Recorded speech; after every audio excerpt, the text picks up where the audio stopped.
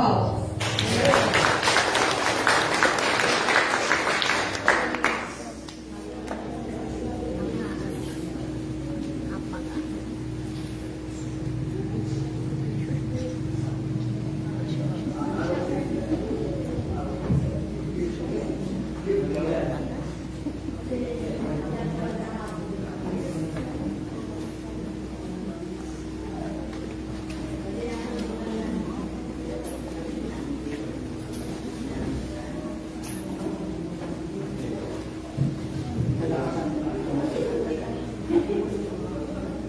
Ayaw niya gumamit ng lapel.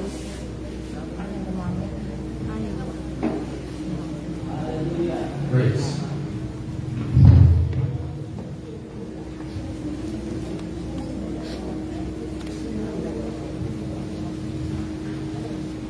Praise God.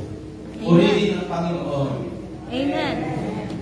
Didn't do good last night. I was called up in the spirit. Kahapon ako'y punong-puno ng Espiritu Santo. But I want to appreciate, honor. Ako'y mag-preach ngayon at i-honor ko ang mga pastor. Again, I spent some time last night together. Good meeting. We had some time together.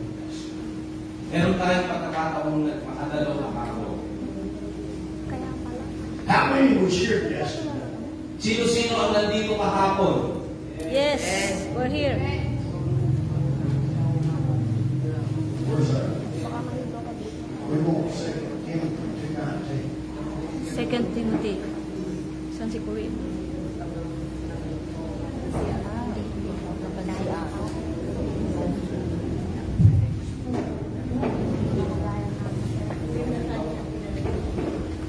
This is a special Bible. I've not been able to preach it. Ito'y napaka-espesyal na Biblia. Ito'y binigay sa akin ni Don Stewart. Especially we're getting in his anniversary in the Philippines. Noong 2018 sa anibersaryo dito sa Pilipinas. When I get in the spirit, I get a little bit blurry on my vision. Kung ako'y napupuspos ng Espiritu, hindi ko na nakikita ang mga bagay-bagay. It's hard for me to read. Nahihirapan na rin akong magbasa. How many loves Jesus? Sino ang nagmamahal kay Jesus? Amen! Jesus was with us yesterday. Si Jesus ay nandito kahapon. I heard you'll be baptizing close to 30 people today. Ang Yes. narinig ko kahapon na tayo magbabautismo ng at least 36 na taon na yun. 26. I feel divine. Nakita ko yung pagbabago. You feel divine. Nakita niyo rin yung pagbabago. Well, Interpret this. I'm 3 years in the Philippines. 3 taon na ako dito sa Pilipinas. Little background, I drove an 18-wheeler 43 years in the U.S. Nag-drive ako ng 16-wheeler, 18-wheeler na truck sa US, 43 years. Coast to coast. Coast to coast. Some Canada. Pati Canada. When I retired Nung ako'y nag-retiro, in March, in 2021, noong 2021, I bought a new car, bumili ako ng bagong kotse. new suits, tailor-made. Bagong damit.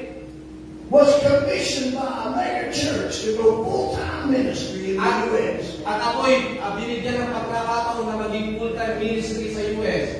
And God said, I want you in the Philippines. At sinabi ng Diyos na pumunta ka ng Pilipinas. I had to come to the Philippines and still pay for a new car. Pumunta ako sa Pilipinas pero magbabayad pa ako ng bagong kotse. I had to give all my suits away, almost all of them. Kailangan ko ng Ipamigay. Ipamigay ang aking mga bagong nabiling mga damit. And God said, I want you there for miracle ministry confirmed by some powerful men of God. Pumunta ka sa Pilipinas upang gumawa ng miracle at tulungan ang mga anointed na mga minister of God. And I want you to get this message out today to all the preachers that you know. At ipahayag mo ang mensahe ko sa lahat ng mga preacher na nakikilala mo. Because I love to preach a shout message. At ako, mahal na mahal ko ang mga maral. I love to dance and shout and jump. And God told me something about you. Mahal na mahal ko ang mga preacher at gusto kong tumalon sa saya. I look at you and I love the scripture. I love your spirit and I don't know you. Mahal na mahal ko ang salita ng Diyos. Mahal na mahal ko kayo. Kahit hindi ko kayo kilala. But I said, God, I bet she's a seer. A seer, like a prophet. Nakita ko si Jesus na parang propeta. I said, God, I bet she's a prayer intercessor. Nakita ko si Jesus na intercessor. And the Holy Ghost said, no, she's a leader. At ang Holy Ghost sinabi na si Jesus ay leader. What did he say about you? You're a leader. Sinabi din kanina. You. Amen. You. Para I sa said, God, Sinabi niya I bet para she sa kanya. is a seer, like a prophet. He said, and Seer. he's quiet. My Holy Ghost. And para kay I Pastora said, yun. I said, I Yung bet sinabi she's niya. a prayer intercessor, burning that midnight oil. Do you understand? Yun And he said, yung word niya para she kay is Pastora. a leader. Amen. Si Jesus ay leader. At siya rin ay leader. Amen. Yun, para kay Pastora yun. Nakikita ko na siya ay leader. Amen. 2 Timothy 2:19.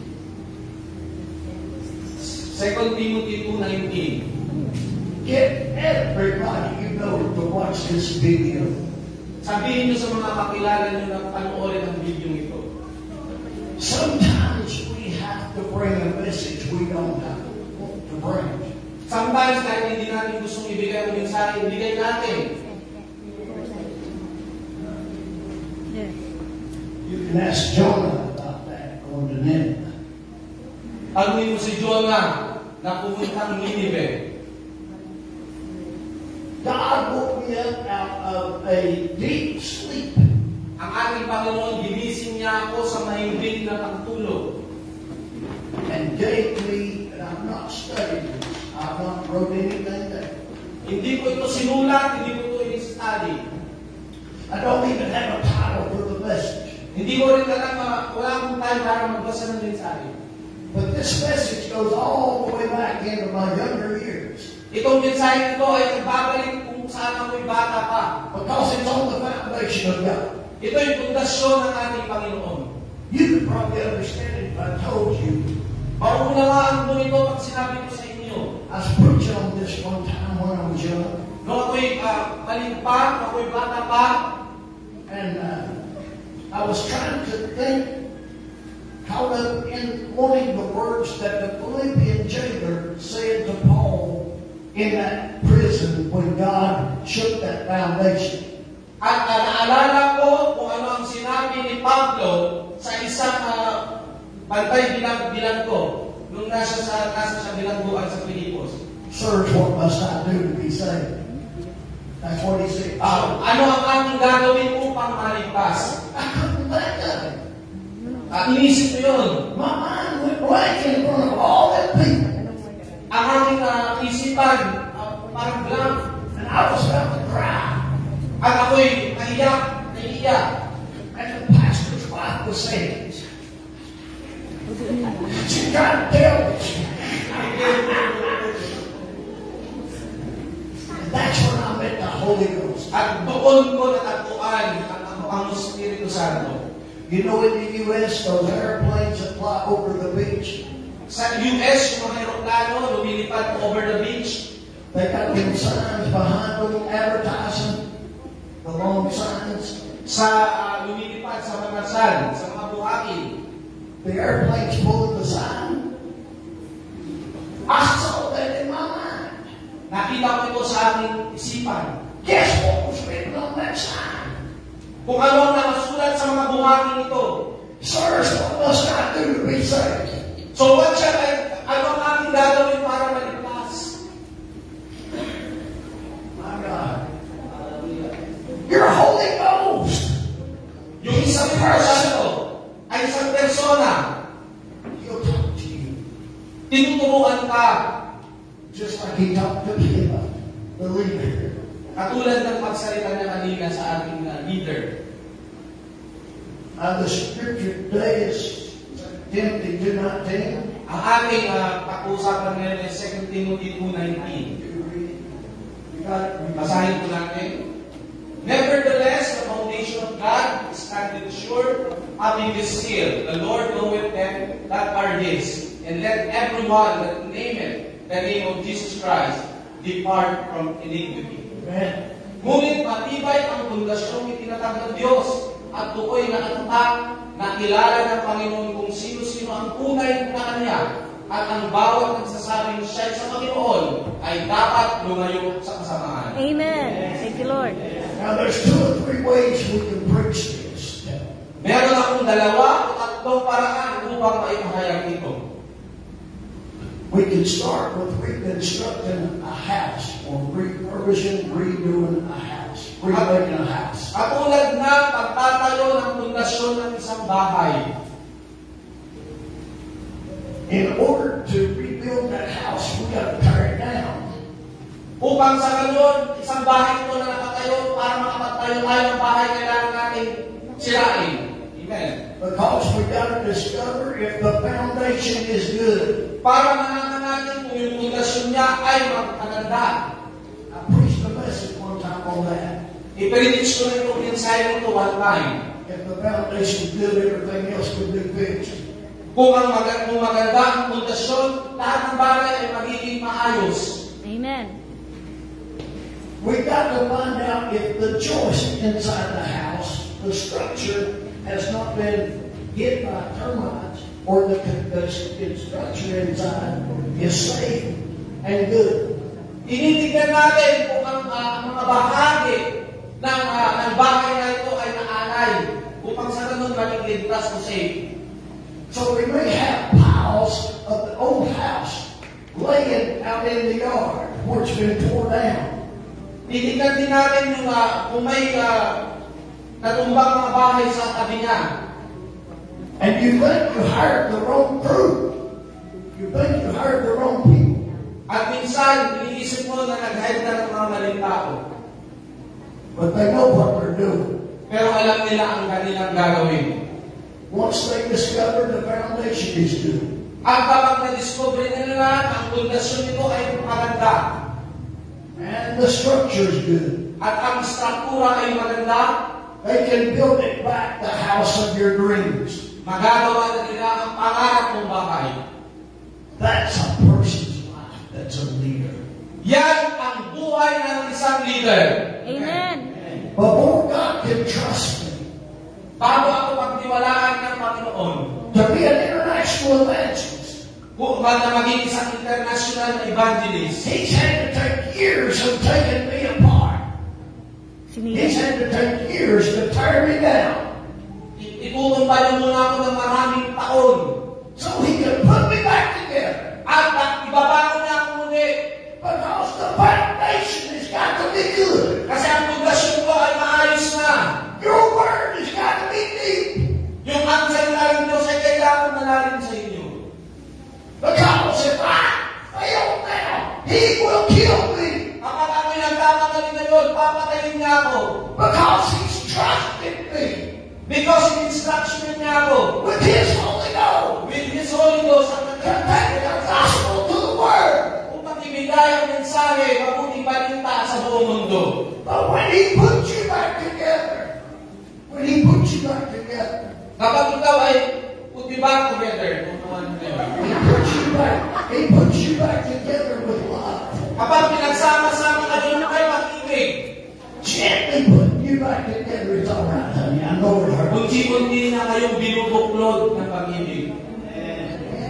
But you learn His love. Amen. Na unawaan mo ang kanyang pagmamahal. And you learn it's not about you. At siya, naunawaan mo yun.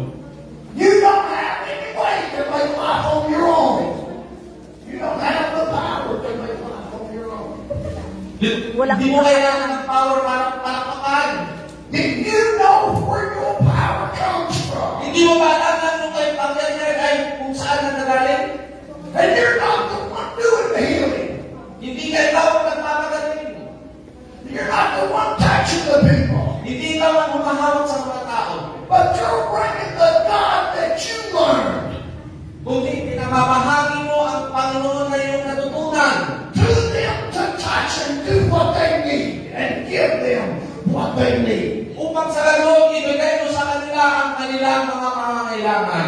Stand up and shout. Stand up and give God some Tumayo tayo lahat. Amen. Oh, I wish I could preach out there. Amen. I wish I could preach out there. Because I've been took apart and put back together. Ako'y tinurda ng Panginoon at ibinalik. Amen. When Don Stewart met me, I was poured out. Nung ako'y nakilala ni Don Stewart, ako'y bumagsak, nasa bagsak. He told me about every day working with me. Tinatawag na ako araw-araw, nahirapan siya tawagin na ako araw-araw. Sa isang napakalaking truck. Jerry, you're behind time. You're behind time. Huli ka na. At nakatiwanan ka na ng panahon. You still got a chance to make it. You still got a chance to make it. Meron ka pang pagkakataon na gawin ito. Bring everything under my ministry. Tayo Hallelujah. lahat sila sa iyong ministry. Amen. I cherish what I got. But this is not the message. Gusto kong pagbulay-bulayan ito, pero hindi pa yan ito sa akin. I had a wake one time, everybody standing up. Nakalimutan ko paupuin kayo. Exercise para hindi antokin. Say God is good. Say God is good. Sabihin niyo, God is good. God is good. I don't know if it's your church. I don't know if it's pastors who was here last night. I don't know if it's pastors who'll be watching on the internet. Hindi ko alam kung sinong pastor dito. Dito yung simbahan niyo. We got a message today.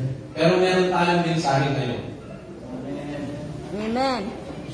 Now, first of all, you can even go to the store on this message.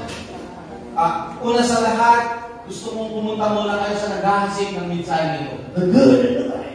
Dahil ang mabuti at masama. But God knows them that are His. Pero ang Diyos na mas alam niya ito. He knows them. They might be going through trials. They might be going through all kinds of trouble. Kapag sumunod ka sa akin, mapupunta ka sa ng mga problema at trial sa buhay. When the world is closing in and life becomes a burden and I want to run, but there's no place to hide. I just look like old Steve to the right hand of the Father, and He rolled me over the tide. Amen. I never prayed a prayer He could not answer, and I never shed a tear He could not dry. When the waves of life are so high you can mount them, I know He'll roll you over the tide. You may not have understood it, but you can feel the Holy Ghost. Hindi ko man ako naunawaan, pero alam ko, ang Espiritu Santo ay pumingilo sa inyo. Amen. God will be out of deep sleep, Pastor. Ang Panginoon pwedeng pumunta sa inyo sa malalim na magtulog. I want to say again, no matter what you're going through, At anong pinagdadaanan mo sa ngayon, or who's coming against you, o kung sino man ang gusto pumunta sa iyo, and you're outnumbered, at kayo kulang sa parang dihado. the Word says, Ang salita ng Diyos ay nagsasabi, the foundation of God is sure, at ang kanyang pundasyon ay maganda. and the Lord knows them that are His. At ang natin ang Panginoon ay nandito ngayon. Amen. Amen. Oh, I feel my Holy Ghost. Nararamdaman ko Espiritu Santo ngayon. Something will happen in here today. Woo. My Lord. Amen. Give some praise. Amen. Amen. Praise God ang ating Panginoon. Yes, Lord. Thank you, Jesus. This is the greatest I've been in the Philippines in 3 years, my beautiful wife. Amen. Ito ang aming pinipreach sa loob ng 3 taon na kasama ko ang aking may bahay.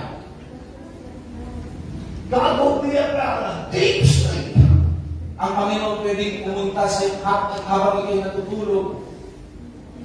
They need to check and see if the foundation is cracked. Titignan niya kung ang pundasyon ay mayroong crack. I'll tell you a true story. Ibigyan ko kayo ng isang true to life story. Some missionaries would go overseas, Merong isang missionary na nag-ibang bansa. but they bought some land and built a church. At siya'y bumili ng isang lupa at pinatayuan ng simbahan. And they trusted somebody with the deed and with the papers. At ipinagtatiwala niya ito sa isang tao kasama na yung papel ito. That person Itong tao ito, thought that God was giving that to them with him because he was afraid they would make money out of it. ibinigay niya ito kasi natatakot itong tao ito na gagawin nila itong make money o something like gagamitin sa negosyo. He listened to a spirit to tell him to put it in his Inilagay na sa pangalan niya ito. Amen. So when they came back from overseas missions, At yung bumalik siya galing sa overseas mission o galing abroad. he ran them off. It's mine. At sinabi niya na ito na ito'y sa akin. He never put a penny in. He never put no money in. Hindi man lang siya naglagay ng konting pera dito. In his mind, he thought God gave it to him. He thought God told him to do that. Sinabi ito ng Panginoon na gawin niya ito. For years, there's nothing happened there. Walang nangyari sa lupang yun. Beautiful place going downhill. Sa isang magandang lugar, downhill. The trees started dying. Ang mga puno bahay na umpisa ng kasila. Last I heard, there was mold in the church. Meron na mga mold. Anay. Mga mold. Just going. Nasisira-sira na yung But he still thinks God gave it to him. Pero nagpapasalamat pa rin siya kasi binalik pa rin sa kanya yung lugar na yun. When you do something like that in the building of a ministry or a church, when you do dishonor in the making and founding of a church or a ministry, when you're building the ministry, if you do crooked stuff, Amen.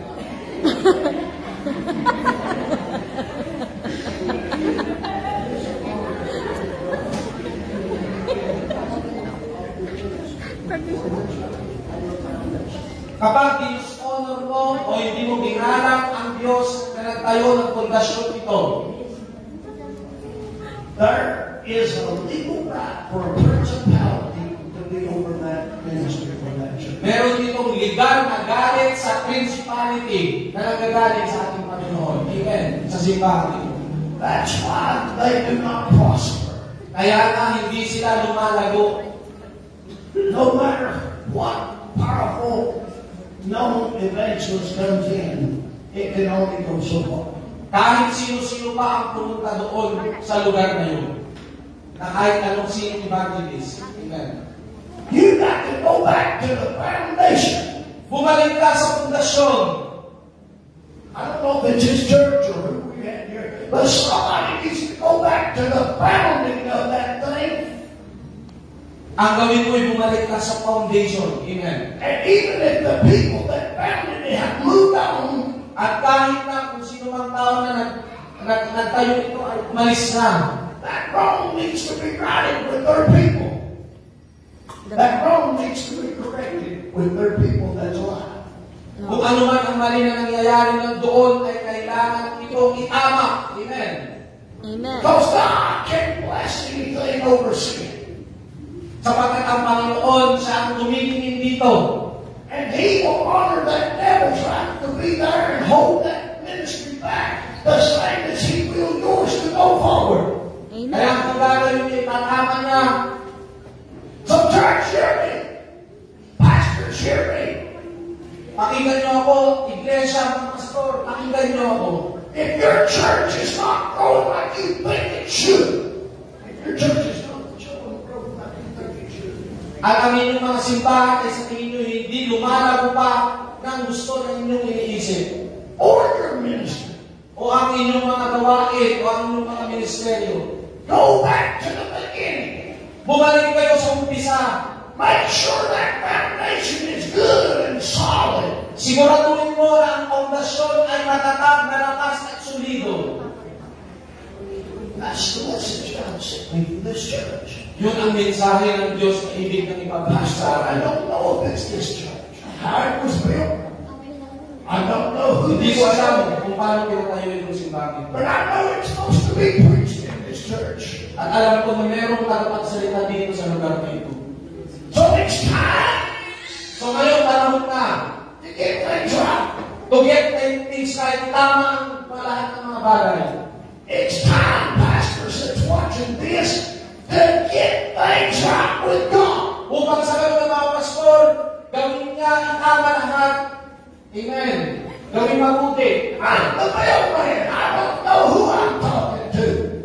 I'm the mailman. Ako yung isang tagapagbigay ng mga mensahe o tagapagbigay ng sulat. I got your mail. Pastors, I got your mail. Ito ang inyong sulat, mga pastor. Amen. And don't run off when the words get good. I got some more. Huwag kayong tumakbo sa salitang ito sapagkat mas marami pa akong ibibigay sa inyo. Isaiah 5 just came to me. I believe it in Isaiah the 5th chapter. Isaiah 5th chapter. If you want to read, it's just 7 sins that brought the judgment of God on Israel. 7 sins that brought the judgment of God. Itong kasalanan na nagbigay ng judgment sa Israel. Amen. God sent this word for a reason and for a purpose. Itong words na to ay may reason, rason at purpose sa buhay natin. When you go back to the foundation At tayo babalik sa pundasyon and you get things right with the people, you get things right with the people that's been dishonored, at may mga taong dishonor ang binibigyan ng gala. then God will rebuke that principality. At aking rebuke ang kapangyarihan ngayon, principality. And you'll show come forth growth right then. You'll come forth. At bumarap ka, Thus saith the Lord. at ito'y binigay ng ating Panginoon. Amen. Amen. What do you got to say today? I'm on the event. What do you got to say? Pinagsasalita niya po ako dahil siya po ay postmaster of Amen. This time po, gusto ko po na sabihin sa inyo ano man po ang ating pinagdadaanan ngayon, ano man po ang pagsubok. Ano po, simple po yung mensahe. Actually, kung sa academic na part sa buhay, let's see, hindi mo po matututunan yung integers or algebra unless po matutunan mo yung basic operation na addition, subtraction, multiplication, Yes. and fraction, di ba po? Ganun din sa simbahan. Kailangan i-sure natin yung pundasyon na malakas, matatag, at kung kailangan na, sabi nga niya kanina, i-torn down pa na binabagsak pa niya para palakasin ang pundasyon upang sa ganun, ang mga susunod na gawain ay mas magiging matatag, mas magiging maganda. Ganun din sa iglesia ito, kung ang pundasyon ay matatag, lahat ang gagawin natin, sooner or later, ay magtatagumpay. Amen and amen. I don't know if Sa kulitis na. Amen. madali na siya mag-preach. Yun, ay, hindi na siguro siya mag-minister. Napa.